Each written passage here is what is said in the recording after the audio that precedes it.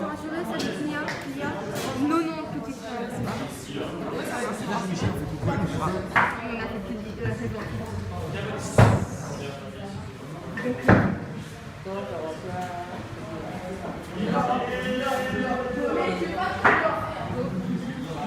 Bon, Phileas. Viens. Mais genre là, ici, genre. C'est pas pour toi, c'est juste pour prendre là.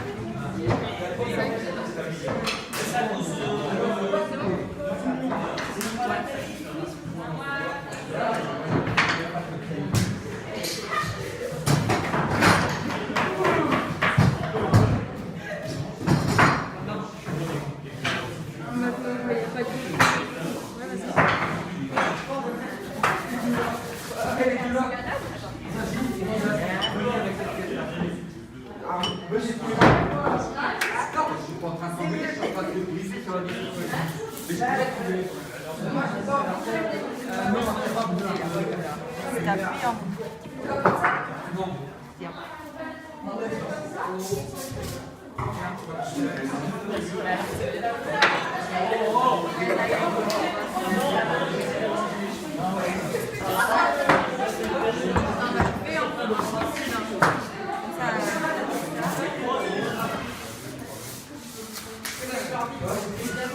Je me stresse.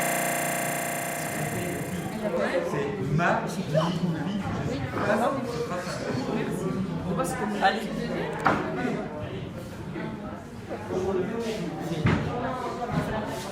Crasse. Ouais, mais j'aime bien le verre, non?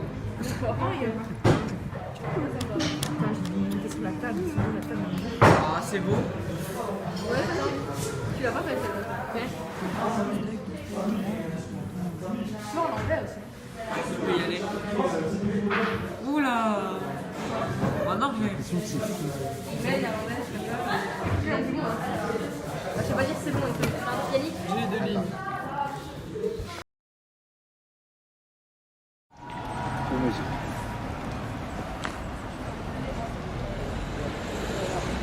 Ça, c'est bien. Ah ouais, un peu lent. Bon, faut toujours pas qu'il bouge. Voilà. Ça va? Ouais. Alors, donc, si j'ai bien compris, 60 à 60. Mais c'était mort. Ouais.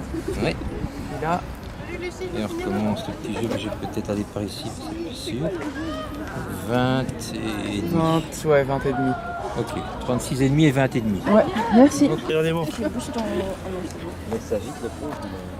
Il est pas roulé comme ça.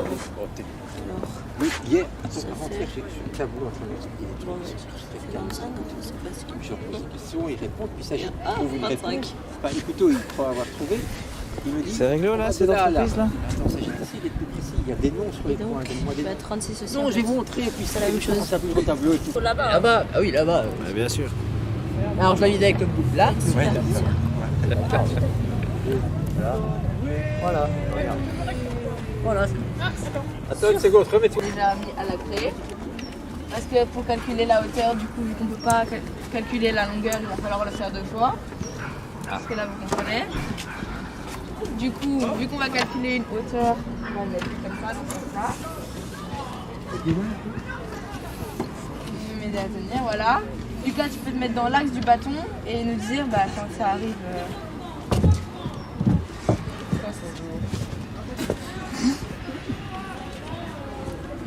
C'est à peu près là, ouais. Ok, du coup. Ok, bah du coup 1, 2, 3, 4, 5, 5. Voilà, et du coup après on va faire la même chose. On va faire aussi. Oui, c'est mieux comme ça. Donc retenez bien ce 5 de nouveau. C'est le côté d'un petit triangle dont on aura besoin. Tu devrais mettre dans l'axe.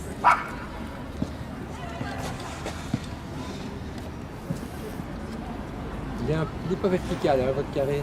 Voilà, c'est à peu près là. Remonte un peu, oui. Voilà, très bien. Là on est bon. Ouais. 1, 2, 3, 4. 4 et demi peut-être. Pas de près. 4 et demi. De façon imprécise. Ouais. 5, 4 et demi. Voilà. 5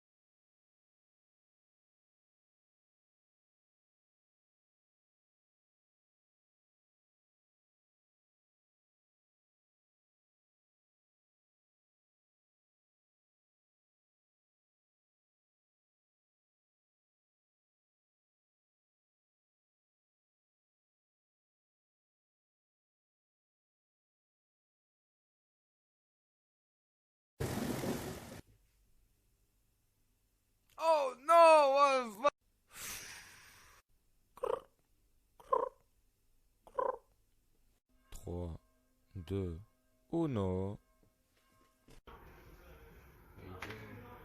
Salut David, tu fais quoi? Ouais, en fait, j'arrive pas à mesurer l'angle là. Parce que ce petit il marche pas. T'aurais pas un autre truc? Jour de chance, regarde ce que j'ai, un compas de proportion. Mais c'est quoi? Ça sert à mesurer des angles. Si tu veux, je te montre. Montre-moi. Voici le fameux compas de proportion du coup. Donc comment l'utiliser? Tout d'abord, tu trouves ton angle. Quand tu as ton angle, tu vérifies bien que tu prends le côté avec la ligne des cordes, parce que c'est cette ligne-là qu'on utilise, la ligne des cordes avec les graduations. Ensuite, ce que tu fais, c'est que tu places ton compas de manière horizontale et tu le mets plus ou moins au niveau de tes yeux. Tu places ton œil sur le point 0 de la ligne des cordes. Ensuite, ce que tu fais, c'est que tu viens écarter les deux branches du compas et tu places les extrémités de la ligne des cordes sur le point A et B de ton angle. Quand c'est fait, tu viens et tu prends ton compas et tu viens mesurer la distance qu'il y a entre la graduation 60 des deux côtés des branches. Donc tu prends ton compas.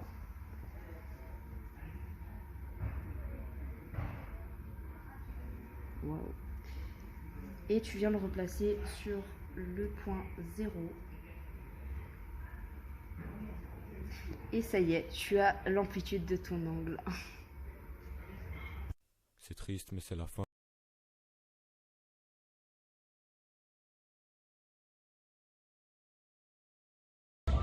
Tout d'abord, nous voulons mesurer la largeur d'une rivière.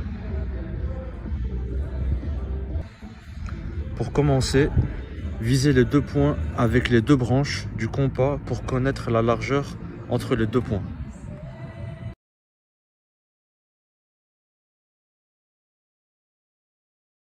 Ensuite, prenez une note, une corde, et pour voir la distance qu'il y a entre les deux branches du compas. Après, reportez cette distance sur une des deux branches, et puis regardez jusqu'où ça va aller sur celle-ci. Là, nous allons mesurer à côté pour pouvoir faire de la trigonométrie. Maintenant que nous avons représenté la rivière, nous pouvons trouver la valeur de x. Pour cela, nous allons utiliser la trigonométrie. Nous savons déjà qu'on a le besoin de l'opposé et qu'on a l'adjacent. Et on va donc utiliser la formule TOA. Ensuite, on retranscrit les mesures qu'on a déjà. Après, on isole x. Donc, on fait fois 13,20 des deux côtés. Après, multiplier 13,20 par la tangente de 37. Et ainsi, vous trouverez la valeur de x. Donc, x est égal à 9,4. Aujourd'hui, on va vous montrer comment utiliser le carré géométrique.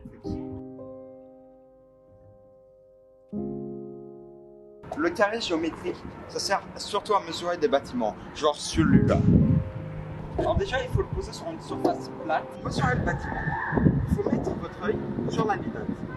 Je vais le faire. Hop. Et il faut pointer la lunette sur le haut du bâtiment. Dès que votre lunette est posée, vous gardez l'œil sur la graduation où c'est posé et vous calculez. Du coup, 34,5, c'est notre degré de graduation. Maintenant que vous connaissez la graduation du carré géométrique et la hauteur de votre surface, il faut connaître la longueur entre le point où vous allez regarder et le bas. Juste pour mesurer la distance, moi je vais utiliser les dalles qu'on a par terre, qu'il faut tout pile 30 cm.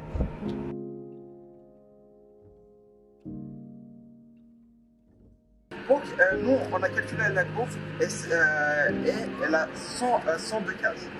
Tous les cases sont égales à 30 cm. Cela fait un total de 30,6 mètres. Maintenant que vous avez la longueur de la cour et un angle, nous allons pouvoir mesurer la hauteur de ce bâtiment.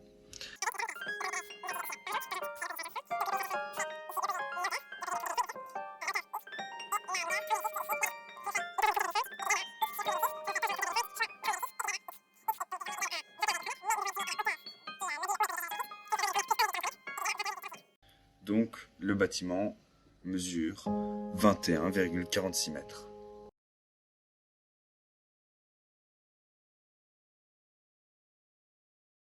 Il y a des graduations sur deux côtés adjacents du carré.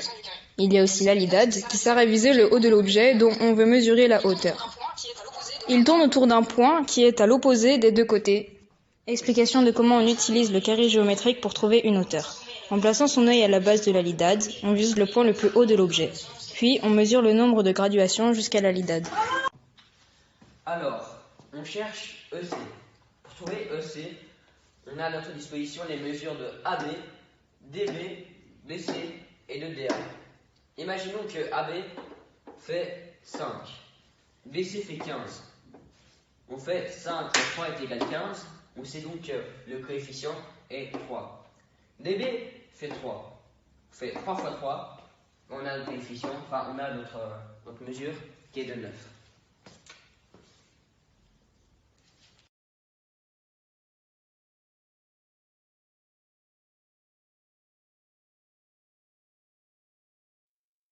Dans le parc du Cinquantenaire se trouve un musée qui existe depuis 1835, peu après l'indépendance de la Belgique. Il contient différentes sections consacrées à l'Égypte, les arts de l'Océanie, l'Antiquité, les arts musulmans, la Chine, etc. Ce qu'on sait moins, c'est que le musée comprend aussi une très intéressante section des instruments scientifiques.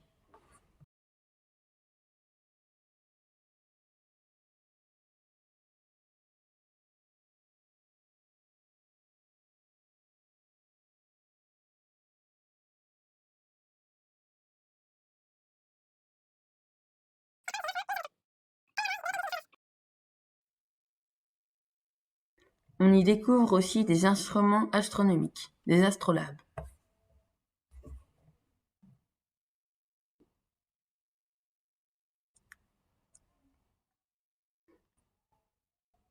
Des instruments de mesure des angles pour les marins.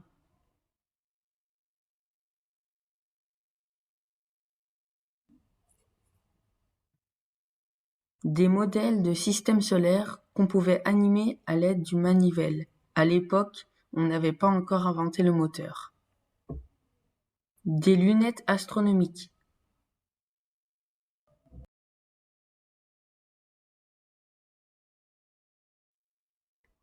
Des cadrans solaires. Ainsi que de nombreux compas, équerres et demi-cercles gradués.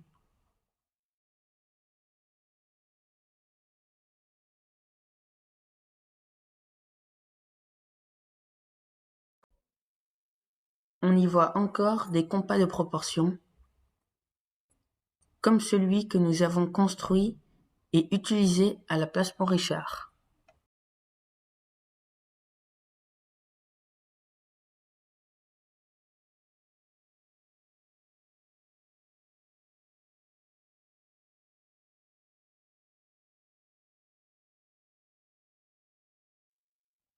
Des astrolabes dont le dos porte des carrés utilisables comme carrés géométriques, par exemple pour utiliser la hauteur d'un bâtiment. Pour conclure, précisons que la section des instruments scientifiques se situe dans une aile du musée qui était anciennement un cloître.